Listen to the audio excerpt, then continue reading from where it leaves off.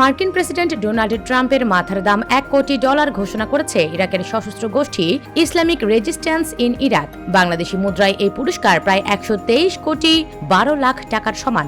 ইরানপন্থী সংগঠনটি গত বৃহস্পতিবার জানিয়েছে, ট্রাম্পকে কেউ হত্যা করতে পারলে তাকে পুরস্কার হিসেবে এই অর্থ দেওয়া হবে।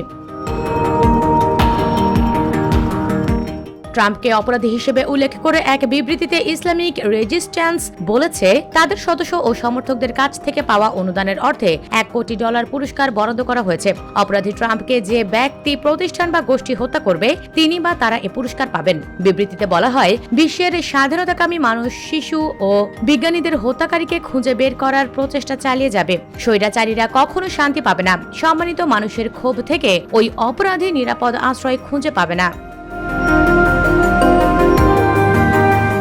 যোদ্ধাদের জন্য প্রতিশোধ নেওয়া বাধ্যতামূলক অঙ্গীকার বলেও বিবৃতিতে উল্লেখ করেছে ইসলামিক রেজিস্ট্যান্স। বলা হয়েছে, শহীদদের রক্ত অভিশাপ হয়ে অহংকারীদের সিংহাসন কাঁপিয়ে দেবে যতক্ষণ না আগ্রাসনকারীরা পরাজিত হয় এবং স্বৈরাচারের দুর্গগুলো ধসে পড়ে। এদিকে গালফ নিউজের প্রতিবেদনে বলা হয়েছে, সম্প্রতি ওয়াশিংটনে হোয়াইট হাউসের বৈঠকে ইরাকের প্রধানমন্ত্রী আলী আল জাইদির সঙ্গে বৈঠকে ট্রাম্প বলেছেন, 2020 সালে ইরানের জ্যেষ্ঠ সামরিক কমান্ডার জেনারেল কাসেম সোলাইমানি ও ইরাকের মিলিশিয়া নেতা আবু মাহদি আল মুহান্দিস হত্যায় তার ভূমিকা ছিল।